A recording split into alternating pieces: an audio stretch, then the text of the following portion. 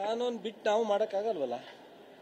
ಈಗ B J ಪಿಯವರು ಕಾನೂನನ್ನು ನಾವು ನೋಡಿ ಕಾನೂನನ್ನು ಮಾಡಿ ಸಂವಿಧಾನ ಇಂಪ್ಲಿಮೆಂಟ್ ಮಾಡಿ ಅದಾದ ನಂತರ ಈಗ ಅವರು ಕಾನೂನು ಸಂವಿಧಾನ ಅಂತ ಮಾತನಾಡೋದು.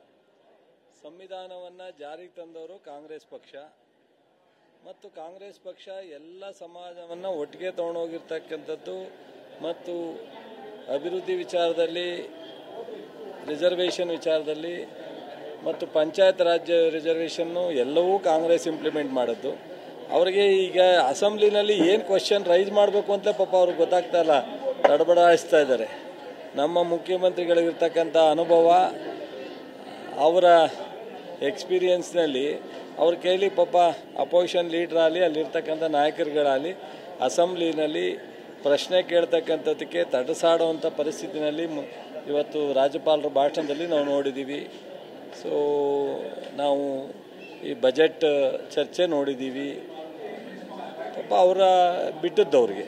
ಸೊ ನಾವು ಯಾವುದೇ ರಿಸರ್ವೇಷನ್ನ ಕಾನೂನು ಬಾಹಿರವಾಗಿ ಮಾಡೋ ಪ್ರಶ್ನೆ ಇಲ್ಲ. ಸೊ ಅವ್ರು ಕೇಳಲಿ, ಏನೇನು ಹೋರಾಟ ಕೇಳ್ತಾರೆ ಕೇಳಲಿ, ಅಲ್ಟಿಮೇಟು ಬಜೆಟ್ ಉತ್ತರ ಕೊಡೋನಾಗ ಮುಖ್ಯಮಂತ್ರಿಗಳು ಅದಕ್ಕೆ ಸೂಕ್ತವಾದಂಥ ಉತ್ತರ ಕೊಡ್ತಾರೆ. ಎಚ್ ಎಂ ರೇವಣ್ಣವರು ಮಹಿಳೆ ಮೇಲೆ ಹಲ್ಲೆ ಮಾಡಿದ್ದಾರೆ, ಕಾಂಗ್ರೆಸ್ ಕಾರ್ಯಕರ್ತರು ದೂರು ಕೊಟ್ಟಿದ್ದಾರೆ. ಯಾರು? ಕಾಂಗ್ರೆಸ್ ಕಾರ್ಯಕರ್ತ ನಂದಿನಿ ನಾಗರಾಜ್ ಅಂತ. ನನಗೆ ಆ ವಿಚಾರ ಗೊತ್ತಿಲ್ಲ, ಏನು ಅಂತ ಗೊತ್ತಾದರೆ ಹೇಳ್ಬೋದು, ಗೊತ್ತಿಲ್ಲದಲ್ಲೇ ಇರೋದನ್ನ ರಿಯಾಕ್ಟ್ ಮಾಡೋದು ಸೂಕ್ತ ಅಲ್ಲ.